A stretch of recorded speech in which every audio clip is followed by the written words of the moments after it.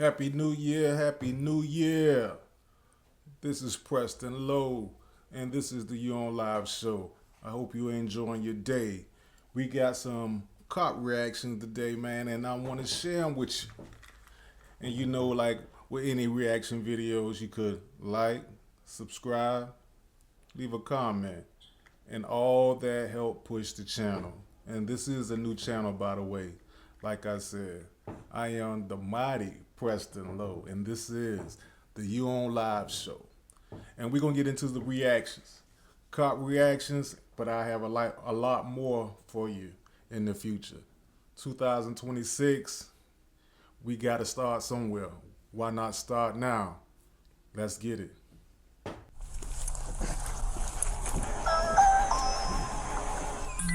Hey, how you doing? I'm doing good, boss, and yourself? This is U.S. Marine veteran Eric Banks. Moments after this body cam footage, officers would find his horrifying secret stuffed inside his bedroom wall. Oh, It might dim on. What's up? get in the wall, Look in buddy. there and saw the boy laying there. I'm responsible. Drug him out where he is now and did what good. All right, are you good? Eric, who is also an active officer for Baltimore PD, thinks he can use his experience to cover up his vile murder. What follows is amongst the most disturbing collections of criminal case files ever uploaded to YouTube. Stop, I'm buckling. I What just do you threw do? my life away, though. I don't care. Stop, what do you do? Who is this person? Dad. And then he also told me that Daddy made him and Tristan go in the bathroom and cover their eyes. Strangle? How? On July 7th in Millersville, Maryland, two officers arrived at the home of Eric Banks Jr. after his wife reported that their 15-year-old son, Dason, was potentially missing. The report was relatively standard for them, but the reality awaiting them is more horrifying than they could have imagined. It's not mine. Just letting you know.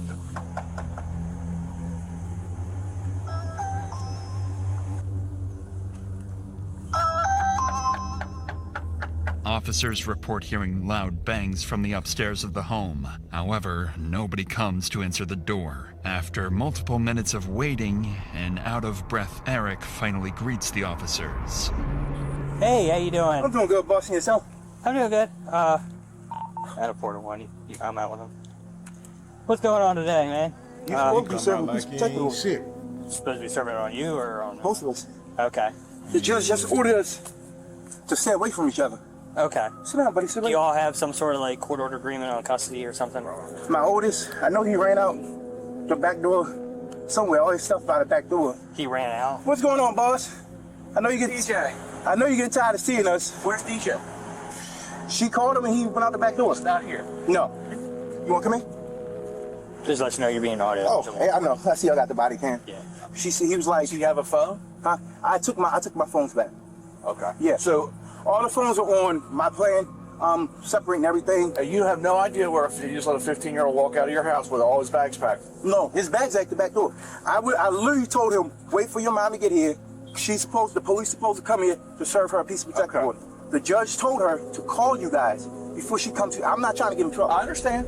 Eric and his wife Latrice had both individually filed a protective order against each other, making it illegal to speak to one another without a police escort. However, since Eric is not the biological father of Dason, Latrice had custodial rights to him, which is why he was packing his belongings as he and Latrice were preparing to leave the residence. Dason's disappearance on the very day he and his mom were supposed to move out makes the situation even more unusual. So officers continue speaking with Eric, hoping to understand the family dynamic and gather any clues that might point to where Dason is. But what Eric says next only raises their suspicions even further. So she's supposed to call you to come meet You y'all. have no idea where DJ is. Honestly, bro, no.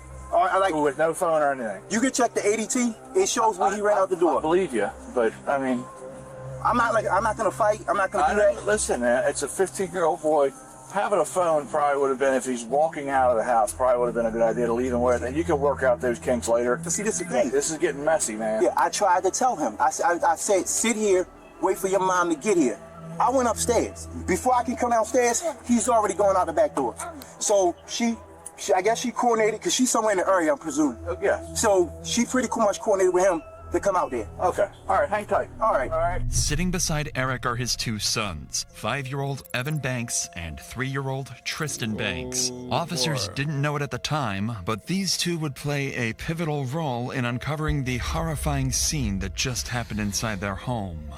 But for now, Officer Sutton goes back to his patrol vehicle to run a registration. He identifies the suspect as 34-year-old Eric Banks Jr., an officer for the Baltimore Police Department. He's been an active officer since 2018 and also carries 10 years of service in the United States Marine Corps. After speaking with neighbors of Eric, who provided minimal additional information, officers would confront Eric once again, this time sternly, to figure out what was going on. It's here that Eric would explain his alibi, one he had come up with just minutes ago. He found out about the whole situation. His mom. That's neither here nor there. But this is what I'm trying to tell you. Me and him sitting at the table. He cried to me yesterday. He said he don't want this separation. Like, he knows we separate before. He said he's tired of it. He's tired of feeling like he has to choose sides. He's a teenager. He knows he don't want to be. He's like, I don't want to be in separate homes. That. And we said that time. I said, DJ, it's nothing really we could do. I'm not going to change the way I love you, care for you. We had a whole deep heart-to-heart conversation. Today, we went to court.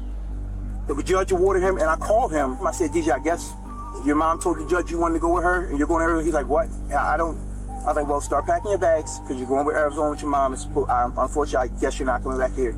And that was just that. She called him. They had a conversation. I said, what did your mom say? She on the way to come pick you up. He said, yeah, but she's supposed to come here. I said, well, we're going to wait, because before she come here and there's some type of altercation, there needs to be police here. They can escort her, grab her, whatever she needs to grab, and go about this peaceful. Next thing you know, I went upstairs, I come out. So do you think did he leave here because he didn't want to go with his mom either? That could be. He could be like hiding out at a friend's house? I mean, yes, sir. Yeah, that's what I'm saying. Opinion. Yeah, in my opinion, I think that probably is the best, because if he told her, he's the text messages from her, I have food for you, okay. Yeah. So it sounded like he wanted to go be with his mom. Yeah. So that's what I'm saying. All right, just put the bags inside for now, and okay. We'll try to figure it out. All right, brother. Yeah. Officers would spend another 15 minutes canvassing the area in hopes of finding Dason, but would again come up clueless. So they decide to try calling Dason's mother, Latrice, but are unable to get a hold of her either. So in a desperate attempt to find a relevant lead, they decide to ask Eric if he'd voluntarily consent to a search inside the home, hoping Dason may be hiding inside. No one expected that this simple request would soon alter both their and Eric's lives forever. I just want to make sure he's out of the house. That's fine. I'll do it with you then, since we're here. Hey, Buck, can I throw one so to make sure he's not hiding? Yep. Yeah, so they about to walk in. If he's cool, but I'm walking in. This will be okay. We got the house. All right.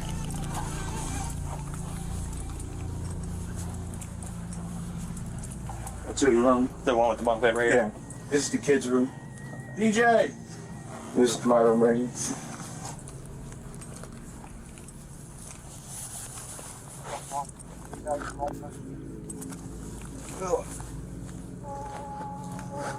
Yeah, he's tough. He's told us he's not hiding. In Officer Adams' report of the incident, he notes that at this point in their home search, Eric's demeanor had changed. He advised Eric to relax and let them freely search the home. They proceed to make their way to the 3rd floor of the home, the floor which stores Eric's chilling secret. Alright, Dennis. I'll see this up. Is this always down? No, this is where my safe is. Yeah. So this is where my guns go. Okay. You got your little light on your side? Yes, I do. You got a light back up? Okay. It might dim on you. What's up? 95. Alright. What's up, bro? 95.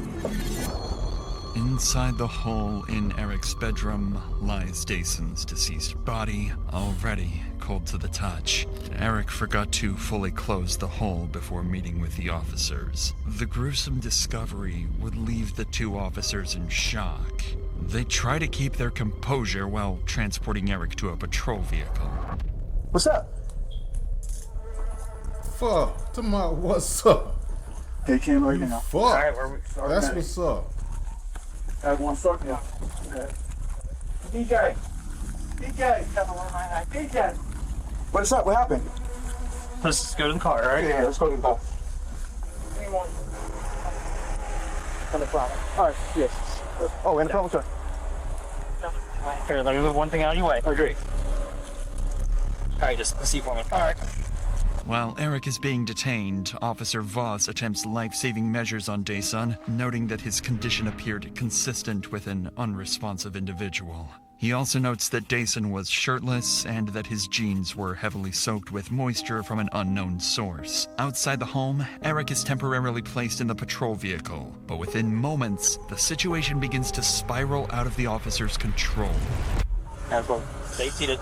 Yeah, we're in custody. All right, yeah. I need you to stay seated. Okay. Okay. All right. Okay. All All right, go ahead. Can I just kiss my boys real quick? No, Just let me. no, Boss, I need you to stay in the car. Just Right? kiss my boys. Look, All right. listen. Yeah, I got you, bro. Just let me kiss my boys. Stay in the car. Bro, just let me kiss my boys. Stay in the car. I'm just saying, like, just let me kiss my boys real quick, bro. All right, I'm coming in the car. I'm going in the car. I'm not doing all that. I'm not doing all that. I'm not. Start him off. Faster. I'm not doing all that.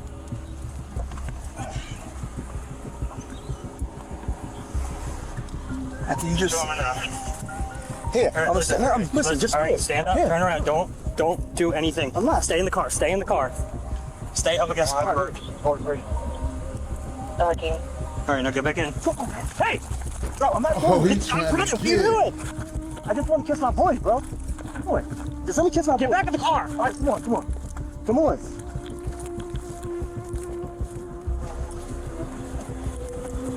The mom is parking at the corner of Hilltop. Stay in there. You're not coming out no matter what. All right, bro.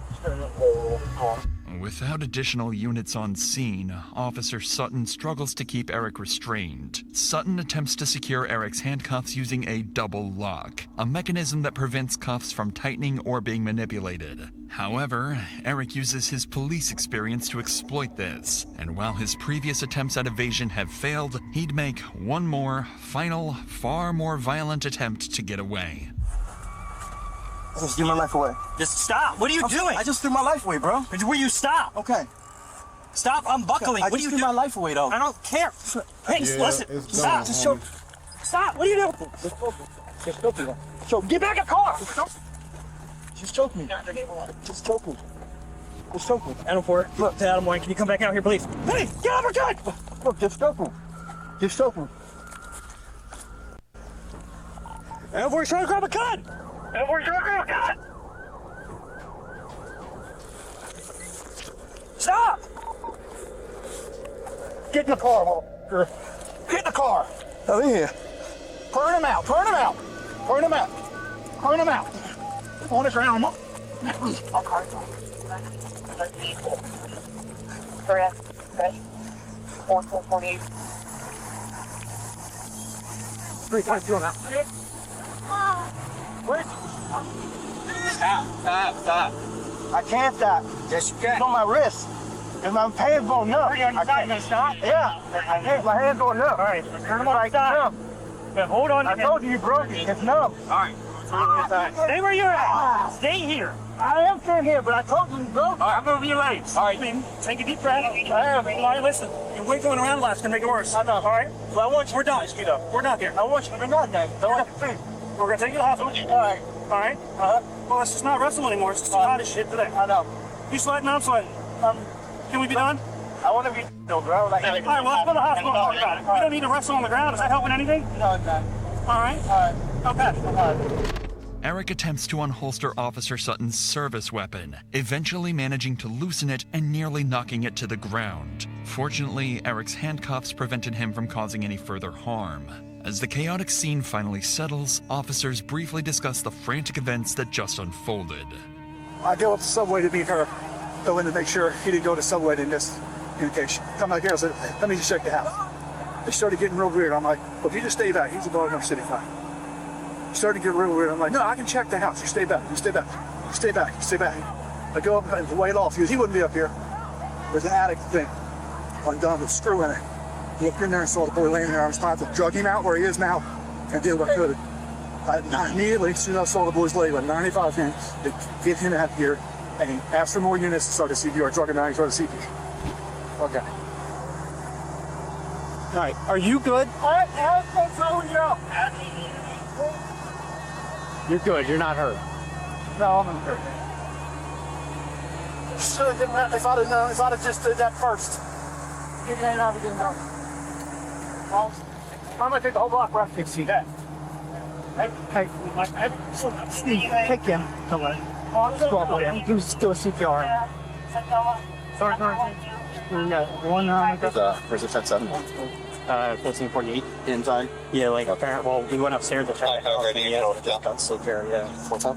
There's like a gun sleep area, and my partner looked in there, 95, and when that was going on, and then when we took it to my car, I gave him an opportunity because I needed to double lock his stuff, and then he unbuckled himself, went out and grabbed.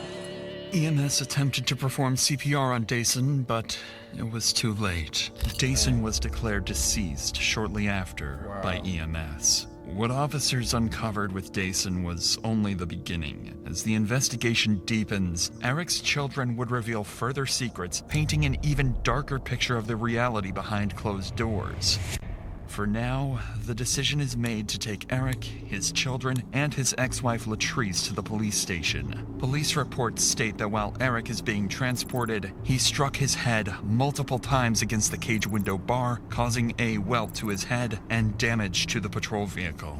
Despite this, everyone would eventually make it to the station, each separated into their own individual rooms, awaiting intense interrogation.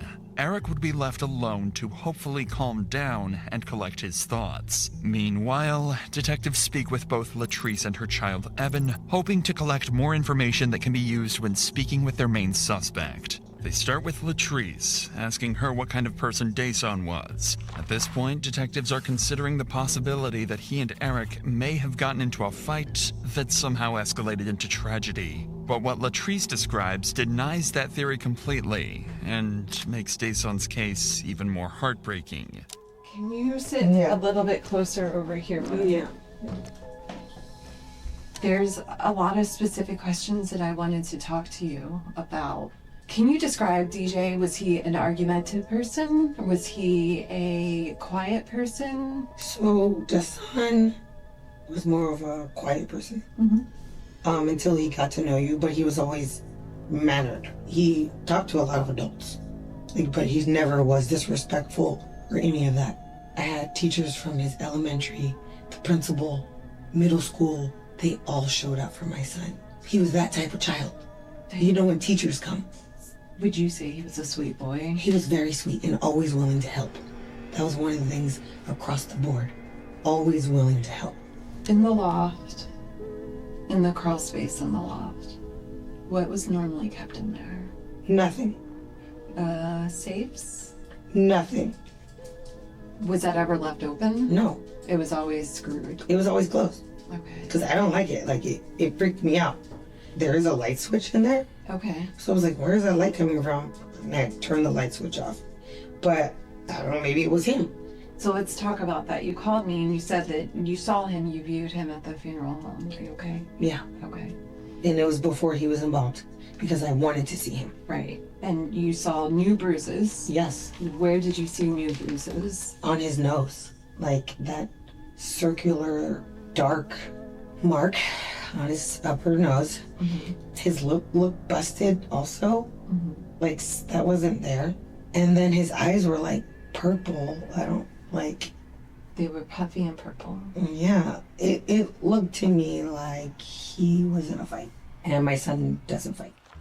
Dason's autopsy report ruled his cause of death as asphyxiation, which, in combination with the bruises and marks on his face, implied he was likely strangled to death. I knew it. And he was my baby. So I knew it.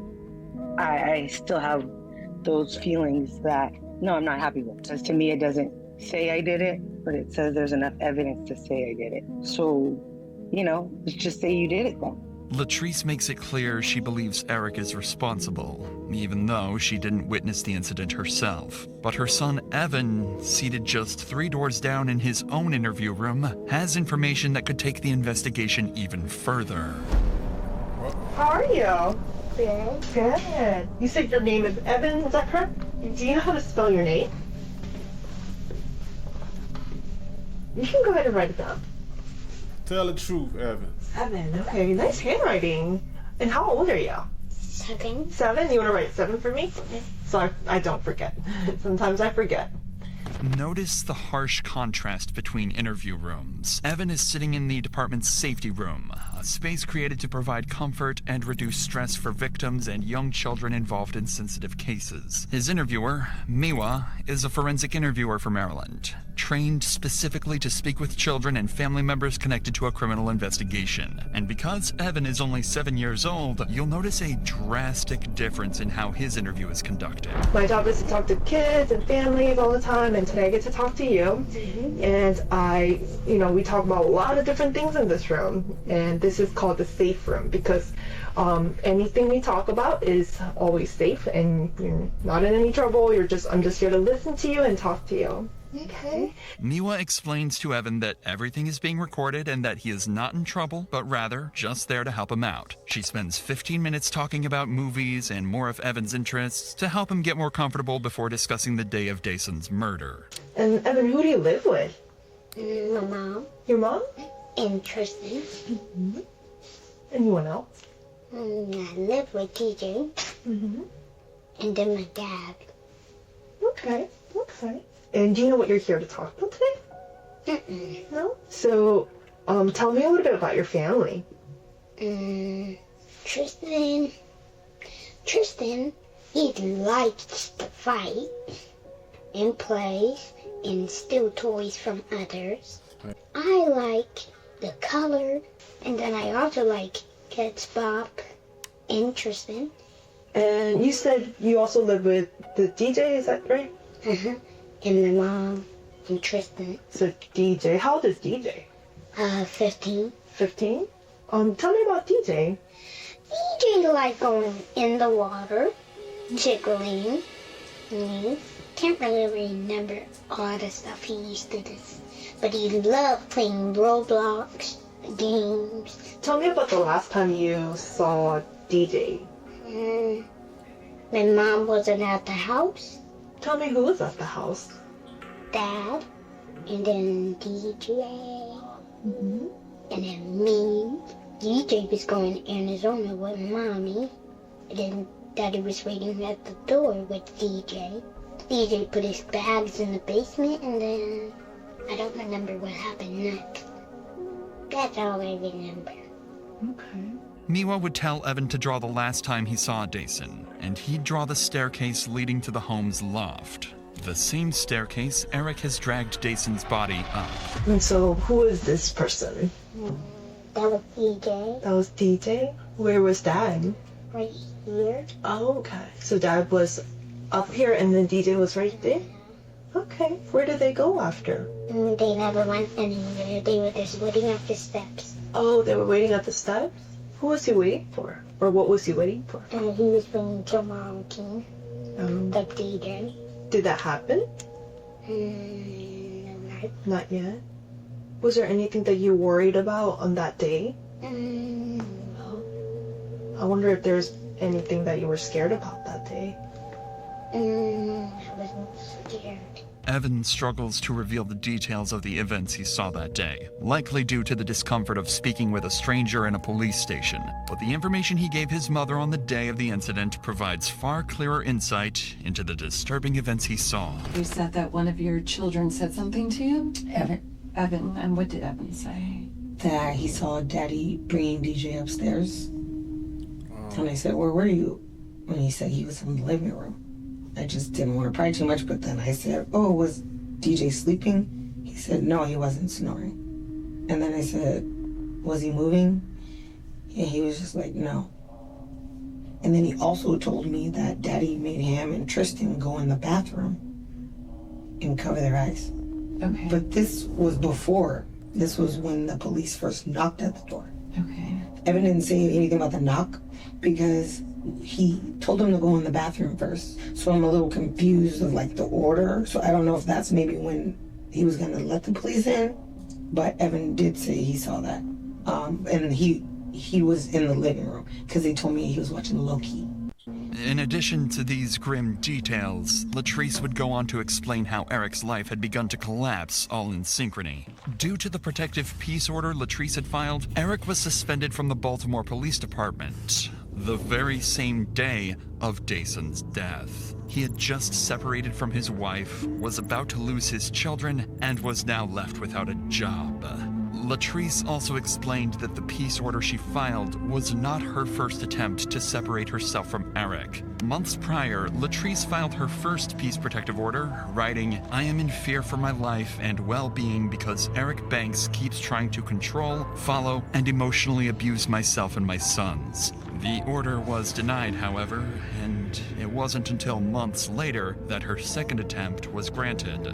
It was clear Eric's life was falling apart leading up to Dayson's death. Eric had hidden his body, lied to officers regarding his whereabouts, and had a violent outburst once the body was discovered. It'd be hard to assume that he wasn't directly implicated in Dayson's death. But evidence alone wouldn't be nearly enough to get him to confess. After all, he was a police officer of 10 years and knew how the criminal justice system worked just as well as any interrogator working against him. But unfortunately for Eric, the interrogation he was about to undergo would crack even the most well-trained of suspects. Eric is placed into Anne Arundel County Interview Room 2B. This room was designed for priority matters, exclusive to high-profile cases. Because Eric had attempted to attack an officer earlier in the day, he's been handcuffed to the table to restrict movement. Eric is left alone for multiple hours as the detectives prepare for his interrogation. While waiting, he can be seen glancing around the room multiple times, likely searching for a camera. What Eric didn't know is Interview Room 2B has a small camera placed in an unusual location, which Eric never managed to spot. The primary investigator assigned to this case is Detective Louis Adrian. His prior service in the United States military likely factored into the department's strategic choice to have him conduct the interview. This shared background enables Adrian to establish rapport with Eric, a key component in the upcoming interaction. So, you know why we're here. We want to talk about what happened, why it happened, and anything surrounding that whole situation. But you know as well as all of us that we have to go through Miranda with you. So what I'm going to do is we're just going to go through Miranda first of all, and then I'll start getting all the other information, okay? After reading Eric his rights, the detectives would spend nearly an hour connecting with Eric and bonding over their shared military experience. He's like, now you come in, you're in front. Okay. We go back in, we're about to go in the building, like, you're in front. She's like, but I thought you said you're like, some people were made, to do certain things, and I said, I'm not made to be a front person. Yeah, but, so I'm running the block then, and I remember, so I was like, hey, whoever that officer is right there running, just keep going, because you're about to run right into him. And out of nowhere, these two guys just come out, pop out, and I'm like, okay, I got him. And he just fall over, and he was like, yeah, whoever that was running, he was moving, and you just ran, and I'm just like, he was like, don't, because I was slowing down, like, trying to look. He's like, no, keep going. And I'm running like, okay, you gonna tell me when? This friendly conversation appeared to take Eric out of the tense mental state. It appeared that Eric sharing his favorite moments from the military gave him a sense of importance, like he had an identity he was proud of, or at least used to be. But that moment is short-lived, as he's quickly brought back to the reality of why he's sitting inside a police interrogation room. So you spent 3 years and you're still active in the Baltimore City Police Department. Yes, sir. So from what I hear, you're suspended? No, I'm suspended now. I'm going suspended, yes. Okay. Why? Can you tell me what's going on with that? May 8th, I got a peace and protective order against my wife. Okay. You got one against her? Yeah, I got one against her. Same day, she took the firearms out the house. She took the safe out of her home. Anne Arundel County, they pressed charges. They pressed charges against her. Her for taking the safe with the firearms. The firearms. Yes, sir. And were they your duty firearms? Duty firearm. My whole full duty belt was in there. Okay. Firearm, taser, magazine, pouches, everything was in there. She turned around and went and got a peace order on me, saying that I was following her. But when she got it, that's when pretty much they have to suspend. Yeah, I have to get suspended. Her mom sent my mom something talking about I was following her. This and that. I'm like, how? I'm here at work. How you see I was following? I was like, there's no way. That's when we both ended up at the courthouse, and I was like, because I was like, I'm just putting a stop to this. So I let the clerk know. I was like, I don't know what's going on, but every time that my wife's trying to leave or something's trying to happen secretly, there's a peace order for me to get kicked out the house. And I was like, that shouldn't be, and that's when they brought us both in, so we both got seen by the judge, and he granted us a peace order for both of us to stay away from each other. Okay. Yeah. What was that? That was just, was it 2 days ago? Okay. Or was it, no. Monday? Well, no, yesterday. It was just Tuesday. Tuesday, yeah. So y'all met with the judge Tuesday. And you're still suspended up until this point? Or Yeah, I'm still suspended. So when, maybe it's the way Baltimore works and how slow they are and stuff. So you have the peace order, she gets one on you, and then it gets denied. Denied. It has to go to IA. I have to do that full. They have to do that. Yeah. And so you're still suspended even though it's been cleared up? Yes. Gotcha, okay. At this point, the detectives had no reason to assume Eric was lying. He'd been open and honest with them the entire time and seemed rather friendly. It isn't until they begin discussing the day of the incident that investigators realize Eric's perceived honesty had all been a calculated act. So yesterday we go to court, get the peace and protective orders. They grant the whole motion, for us to stay away from each other. The 2 youngest boys supposed to stay with me. The oldest, he's going to Arizona with his mother. And she tells the judge, that's what you want to do, blah, something. So right after that, call him. I was like, hey, start packing your bags. You're going to be going with your mom. He's like, what? Why? I'm like, your mom said you wanted this. You're supposed to do, I guess, I don't know. I didn't have that conversation. Previously to that, me and him had literally just sat down at the table. Because I could tell that my son was depressed and he was going through, and that's really what our trip on the first was, just to try to get him away. Get him out. We sat down at the table and I'm like, what's going on with you? How are you feeling about this? Where are you at with this? And he's like, honestly, I don't know. He's like, I hate it. I don't want to feel like I'm choosing sides. I just want to be left alone, everybody. Because then it's they're calling me, telling me this and this and that. And it's I gotta keep certain things from you. He's like, I don't want to be a part of this. He's like, I'm tired. So I said, just go and start packing your bags. And he's like, okay. We wait. I get my paperwork. I come home, and on my way home, I just felt like I was done. You know what? Today's gonna be the day I'm gonna do it. Two. Okay. Yeah. I feel like my family was falling apart. I'm suspended from work. Possibly gonna lose my job. Mm-hmm. So it's situation. Keep going. It's like vendetta. And I even sent a text to say, I don't know why we feel like we have to be at war. Right. We shouldn't have to be at war. It's if you out here lying to these guys, telling you gotta guess what are you trying to move in with them? Telling that you're living in hotels where you're not. You're staying with your mom. What are you doing? So at this point, it's you know what? I'm just tired. Yeah, you're tired of it. Yeah, it's a way out to get peace. I get. Yeah, a lot of people go through that, man. Yeah, and it was nothing. I felt like everything was just coming to an end, and I feel like that now. Honestly, everything's coming to an end. I was like, you know what? I'm just gonna do it. It is what it is. So when you got home yesterday, was there anyone in the house? Yes, it was. The son was in the house. Okay. Evan was in the house and Tristan was in the house. So you go in there and you're doing all this stuff, right? I go in there and I go in there. I see him upstairs. He got his bags packed. I had to go take your stuff downstairs when your mom's come. And she called him. It's Mom's calling. And he was like, what do I say to her? I say, tell her, just talk to her. She called me, whatever. And he answers the phone and they have a conversation. And that's when I'm like, okay, what'd she say to you? She said she's gonna be in the area, just bring my stuff downstairs. I said, okay, cool. I said, so the police should be coming, and when they come, everything goes smoothly. This is the moment where Eric's act begins. Notice how he begins looking blankly into the ceiling as he recounts critical moments. For the last hour, Eric hardly looked up to the ceiling once. I go downstairs, and I'm in the kitchen. I just made a big bowl of, Gatorade. Not big bowl, but big picture of Gatorade. It's blue. It's probably I believe it's still on the counter. Mm-hmm. But like I said, you say you never went to the hospital. The bag. Hit his ass. You about to break. Crushed up pills that I had was right there. You about to break, y'all. My son came downstairs. He asked me something. He was like, what did he say? He came downstairs. He asked me something, and I can't remember his exact words. But he was asked me, was it about? I think it was leave or something like that. I said to son, just wait. We're not gonna because he was like, I don't want to go. He was just telling me that he didn't want to go and shit like that. I said, look, just wait. We're not gonna talk about shit because I'm gonna take your brothers to your mom's house and I was coming back. I said, if your mom gets here with the police before I get back, unfortunately, you gotta go with her. That's just the way it is. He's upstairs. I remember Tristan. I told Tristan, I said, Tristan, go get your shoes. Tristan said, okay. So Tristan goes. He goes upstairs. He gets his shoes. And he comes. He's like, Daddy, what's wrong with DJ? I'm like, huh? So I go upstairs. And DJ's in the bathroom, and he's in the tub. And that's when I seen him. I was like, what the fuck? That's why I pulled him out the tub. As I'm pulling him out the tub, I laid him flat on his back on the floor. Mm-hmm. And then, at that time, I'm not sure, I think it was Edwin or Tristan. He was like, Daddy, somebody at the door.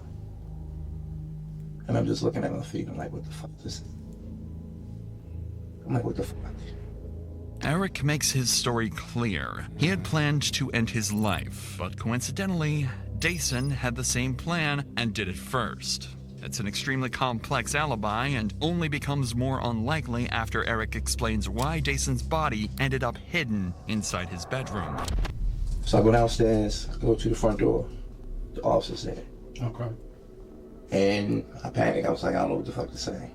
So he asked me, he was like, hey, what's going on? I start talking to him, telling him what's going on. What did he say? He said, so what's the situation? And I told him what the situation. And I was like, my wife, she's supposed to wait on y'all to come. You said he ran out the y'all back supposed to be door, serving her though. with a piece of protective order. And whatnot. He's like, yeah, she's supposed to be picking up outside. And he was like, is she here? And at the time, he was upstairs on the floor, in the bathroom. When he said, was she here? My mind, I was like, no. Okay. Yeah. You panicked. Yeah. Because it already looked bad. I already moved him. And I was like, you got him out of the bath. Yeah. And then when I got out of the bathtub, I asked the officer, it's the most body on camera's on, you can see, I asked him like, can I go in the house, use the bathroom real quick? I remember asking that, and he was like, no, just wait, okay. And then the other officer showed up. And then when he showed up, he's asking, he was like, so, is the song here? Still the same thing, I should have said yes. Yeah, I knew my perfect world. I knew my state of mind. My state of mind was to kill Eric. Okay. Now let me ask you this: is that why? Because I did watch some of the footage when they went to loosen your handcuffs. You kind of got a little silly on them. You remember that? Yeah. What was you went for the officers going, what was up with that? Well, before we get to that, when I first went back in the house, when the officer told me, the tall officer, he told me, he said, go get the sergeant's phone. Mm-hmm. I ran upstairs, his phone was in the bathroom on the counter. Okay. So I run upstairs, and I get the phone. Because back up, before I did that, I asked him, I said, can I go upstairs? Can I go in and use the bathroom? So I initially wanted to shut the door. He said, no, just wait. And then the other officer, he was like, well, go I need you to go grab the sergeant's phone. I ran up, grab it, and I shut the bathroom door. I'm still nervous. Which bathroom was it? Was it the one in the master or the small? No, the small one. The small one in the hallway. But I'm still shaking whatever. And then when I come back downstairs, I go out the door, I give him the phone, I'm still shaking in my hand, and everything's in my head saying, Eric, just say what you saw. But then, in my other part of me, I'm like, my son just did this. Right. Objectively, Eric's story hits all the points. He has an excuse for almost every suspicious detail, even finding a way to explain why blood was found all over his house. The issue is that these details are simply too coincidental to ever sound believable. And even Eric knows this. I don't know why, I just was like, I gotta move him. I picked him up, did the fireman carry, took him out of the bathroom, into the master bedroom, up the stairs, and I was like, because I know they're gonna want to come back in the house and search it. I was like, I'm gonna be cool, I'm fine with that. I was gonna let them search it. And I tucked them in, the area, and I left the thing open. So when you say the area, you're talking like a crawl space, okay, yeah. All right. But getting back to that, when they came in, they searched the house, they went upstairs, and he seen the thing open. That's when the officer, when he asked, I panicked, and I was like, yeah, this is where I keep my safe, blah, blah, blah, whatever. But the son was in there. The son was in there, okay. And they put the handcuffs on me. I went back downstairs. And when they put me downstairs, I was like, life is over because it looks different. It's no matter what I say from this point, it looks like I'm a liar. It looks like I lied because I already lied twice. You asked me what the son in the house, I said no. You asked me did I know where he went, I said no, I think he ran out the back door or something. And so it always looked bad because I'm already told you a lie. Even though in my head it's like, you probably should just said the truth. You probably honestly should have left him where he was at. Call police or down fire or whatever. Yeah, call the police. Well, that's a perfect world. But sometimes But I was already in. I was already in the mindset of Eric's gonna die today. I was in seeing that he was there, that he was in the tub, and it was like, tub was full of water. I was like, my son did this. No, I have to do it. Okay. The detectives decide to take a break and discuss what their next plans would be. At this point, they both know Eric is lying to their faces, so the goal for the rest of the interrogation will be to get Eric to admit to his lies and ultimately confess to the murder. To do this, they decide on Detective Adrian conducting the rest of the interrogation alone. Since one-on-one confrontation is generally considered to be more effective, Adrian would return with a clearly different demeanor from earlier. He's stern and wastes no time in asserting that his nice cop act is over.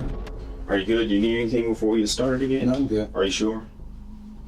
All right. So Detective DePietro had to step aside just for a second. But what I wanted to do, like I told you, I wanted to come back and go back over some things with you. Okay. I actually want to go back and in detail just go through some of these steps. Eric would recount his story exactly the same as before, claiming he simply found Dason dead and had nothing to do with it. And it seemed as though Detective Adrian had nothing concrete to combat Eric's lies. That was until he brought out Dason's autopsy report. I'm gonna tell you this. I know that you spent 10 years in the military, and you were in the Marines, weren't you? Yes. What's their whole thing in the Marines? Like, what do they always teach? Honor, integrity. Honor, correction, maybe. Yeah. And to be honest with you, I don't see that from you right now based on what you're telling me. Okay. I think you're telling me something different. Okay. But I know you're a Marine. Okay. I know a lot of people that's Marines, man. And that's one thing that they would, like, integrity, honor. No, you don't mess with that if you're a Marine. Yes. I know you want to tell me the truth, and you sitting here like giving me a story. You giving me what I want to hear, just to sound good, but it's not it. That's not it. Trust me, I'm not trying to sound good to you. And I'm gonna tell you the other thing, and I'm gonna be straight up with you. Yeah. You keep talking about the autopsy. The autopsy said he was strangled.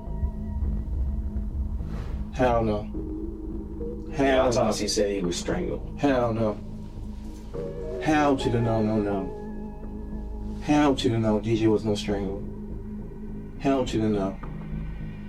I'm gonna just let it sink in and let you decide what you're gonna explain that to. No, DJ wasn't strangled. Well, then what happened? Tell me what happened. No, DJ was not strangled. DJ, like I told you, DJ went downstairs, he came back upstairs, and DJ was in that tub. Like I said, when I came in that room, he was in the tub. When I grabbed him out, I grabbed him like this, nigga, and I pretty much put him in the fireman's carry. When they left, I could drag them up to my room. If that's the case, I would have left him in there, and I would have said, or had them come in there to be like, but DJ wasn't no strangle. There was no way DJ wasn't no strangle. That's your boy. You had pride in him. Yeah, but you had pride in him. You were trying to help him out with his grades. You were getting him in STEM classes, and then this happened. But you saying DJ was strangled? Nah. Well, then tell me what happened. This didn't happen. I'm gonna tell you that right now. This didn't happen. You saying he wasn't in the club? So no, I'm not saying that. I'm not saying that. I believe that part. Make it a habit. A 10-minute AI routine every morning. You'll be unrecognizable. But I believe something else happened. Note Eric's lack of emotion when hearing this information. No tears are shed, but rather an array of defensive rage. This, alongside the other countless red flags Eric is portraying, is a telltale sign for detectives that a suspect is lying. You need to tell me the whole story. Like I said, DJ, when I came in there, DJ was literally in that tub. There was no way I'm gonna sit there and strangle DJ. Not harm Tristan. Why would I don't even have no ammo to want to strangle this boy. I have nothing against him to want to strangle him. Nothing. Okay. No anger in my heart, no nothing. Because then, like I said, if I was gonna do that, why would I leave my other two boys? If I was gonna do that, I would have took all of us out. DJ was not no strangle. So then what happened? Tell me the story. You start from scratch. Tell me the story. DJ was not no strangle. Well, then tell me what happened. You're not telling me the truth. Tell me what happened. Bro, I'm right here, standing right now. I'm giving you a chance right now. You asked me to tell you that I strangled myself. No, I didn't. Eric understands the legal system well enough to avoid offering a direct confession when confronted. From investigators' perspective, he knows that admitting involvement is the worst thing he can possibly do. Well, besides not asking for an attorney. Regardless, it's going to take more than just a heated confrontation to make Eric crack. So Detective Adrian resorts to a completely different approach. Empathy. I'm gonna tell you right now, the way this is gonna be something you're gonna have to live with for the rest of your life. Yes, sir. This is something you are gonna have to think about every night before you close your eyes. And when you close your eyes, you're gonna think about what you did to him. That's what you're gonna think about. You're gonna think about what you did to him. And it's gonna haunt you for the rest of your life. Or what you can do is you can talk to me. You can tell me what really happened, and at least that load will be off your chest. See, I'm telling you right now, there's no, like, you're telling me to say I strangled my son. I did not strangle my son. That's what you're asking. I understand you're trying to lie with me and, you know, and show the compassion, trying to, like, but there's no me in strangling DJ at all. Okay, so let's take strangle out. There's no me strangling DJ. We taking strangle out of the equation now. Okay. What happened? I told you what happened. We taking strangle out. Yes. What happened? He was upstairs in that tub. DJ was literally in that tub. You didn't put him there? I did not put him there, no. DJ was physically in that tub already. When I came to that bathroom, DJ was in there. Did you assist him at all? No. With anything? No, I didn't assist him at all with nothing. Nothing. I did not assist him getting in that bathroom. Did not assist him going in that bathroom. He was upstairs already. And like I said, when he went downstairs, he was downstairs for a good period of time. He was upstairs, and what's the name? I was down. Tristan was down. Tristan was trying to go what's the name with his shoe. I told him, and that's when Tristan said out of his mouth, "Daddy, what's wrong with DJ?" Tristan literally said that out of his mouth, and I went up there to check on him. I don't recall seeing him. Don't recall him removing no belt. I don't recall removing anything that could have been around his neck. I don't recall moving this shit. So here's the thing, and I hate to frustrate you, but I also have a job to do, and I also have to get down to the bottom of this. And when I walk through the door, and when I hear everything that happened, things don't add up. Things don't make sense. Okay. They don't make sense at all. If you would have done things different, if you would have been like, yes, my son, I just found my son in a tub, I helped him out, and told the officer, you know this. If you would have done it that way, it would have been different. But the fact that you did it, now you're sitting here trying to explain yourself. Well, I'm sitting here because the whole situation, I'm sitting here because I lied and said he wasn't in the house. I'm sitting here because I didn't tell the officer, like you say, it's straightforward what was going on. That's two lies right there. How, like you said earlier, how are we supposed to believe you now? Yeah, like I said. So you telling me how am I supposed to strangle him? How did I not assist him in getting in the tub and, I don't know, possibly drowning him? I don't know. No. I don't know. But even if I drown, but here's the thing. All I know is that you keep lying. No, bro. You lied initially twice. How do I know you're not lying right now? Because, like, I told you straightforward. I'll say, you told me straightforward, but that's why I know twice. Bro, because that's why I said in the beginning, I said straightforward. There's nothing I can say. I said, I already know y'all done y'all homework, laid it all out on the table. I said, because there's nothing I can say just because I already lied twice.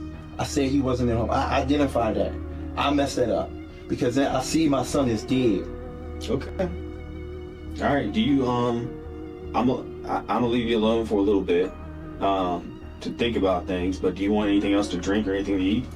I'm good with the water and the chips. Okay. Give me just a second, man. Okay. All right. You need anything else? No, sir. All right. As the detective leaves, Eric scans the room thoroughly and finally notices the camera hidden inside room 2B. Moments after making eye contact with the camera, he lets out one last desperate act.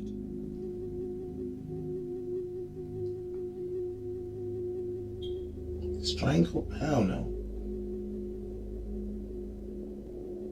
Unfortunately, it'd be too late to act his way out of the murder. Eric's testimony was flimsy at best, and Detective Adrian decided he'd gotten enough to wrap the nearly 5-hour interview up. Shortly thereafter, Eric was booked into the Anne Arundel County Detention Center under charges of first-degree murder, second-degree murder, and child abuse, resulting in death. At trial, Eric would quickly accept a plea deal to second-degree murder, as well as attempting to disarm a police officer. And on October 4th, 2022, he was sentenced to 42 years in prison. If Eric serves his full sentence, he'll be released in 2064.